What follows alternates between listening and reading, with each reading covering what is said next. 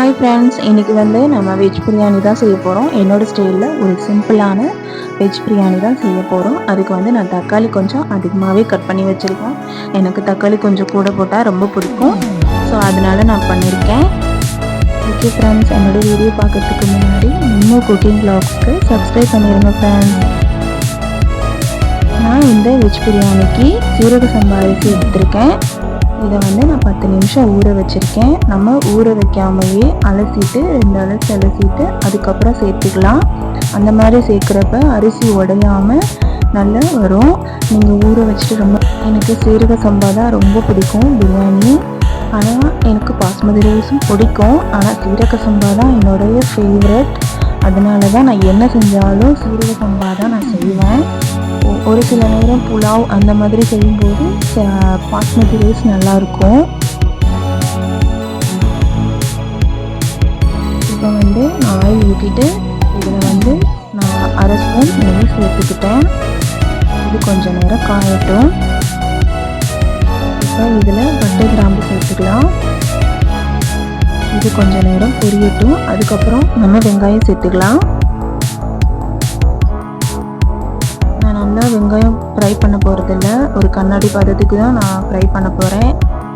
இதிலே நான் இஞ்சி பூண்டு பேஸ்ட்டு இப்போ நான் சொல்கிறேன். இஞ்சி பூண்டு பேஸ்ட்டு நம்ம உடனே வெங்காயம் போட்ட உடனே நம்ம சேர்க்கக்கூடாது. சேர்த்தோன்னா அடியில் நல்லா பிடிச்சிக்கும். வெங்காயம் கொஞ்சம் நேரம் வதங்க வெட்டி அதுக்கப்புறமேட்டு நம்ம கொஞ்சம் சேர்த்துக்கலாம். தக்காளி போட்ட பிறகும் நம்ம சேர்த்துக்கலாம்.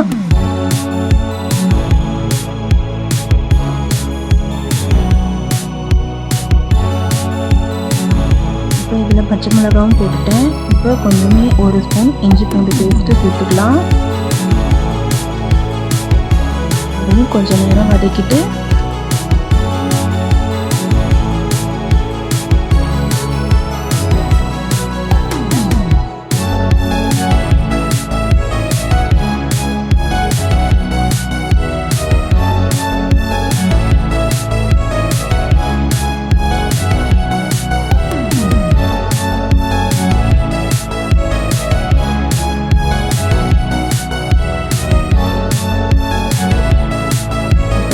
தக்காளி போட்டுக்கலாம். நான் தக்காளி ஏன் அதிகமாக போட்டிருக்கேன்னா எனக்கு தக்காளி ரொம்ப பிடிக்கும். ஸோ அதனால் நான் அதிகமாக போட்டிருக்கேன்.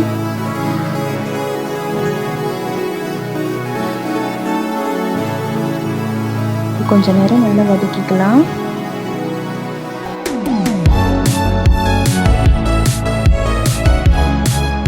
தக்காளி நல்லா வதங்கிருச்சு. இதில் புதினா மட்டும் சேர்த்துக்கலாம்.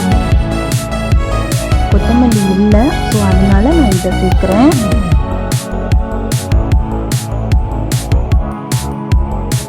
ஆக்சுவலாக கொத்தமல்லியும் புதினாவும் ரெண்டுமே கலந்து தான் சேர்த்தா கொஞ்சம் நல்லாயிருக்கும். நான் கொத்தமல்லி என்கிட்ட இல்லை, ஸோ அதனால் நான் புதினா சேர்த்துருக்கேன்.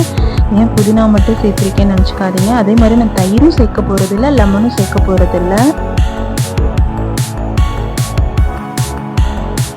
இப்போ இதை ஒரு கிளறிட்டு அதுக்கப்புறம் அரிசி போட்டுடலாம்.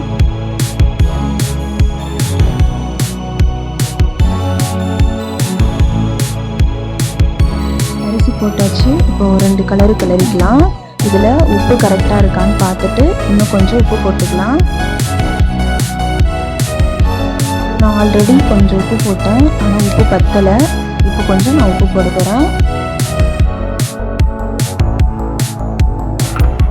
அவ்வளோதான். இது கொஞ்சம் கொதிச்சு வரட்டும். இப்போ தம் போட்டாச்சு. எனக்கு இது சிம்பிளாக நான் செஞ்சுட்டேன். இது மாதிரி நீங்களும் செஞ்சு பாருங்கள். என்னோடய வீடியோ பிடிச்சிருந்தா இன்னும் குக்கிங் வ்ளாக்ஸ்க்கு சப்ஸ்கிரைப் பண்ணிடுங்க ஃப்ரெண்ட்ஸ்.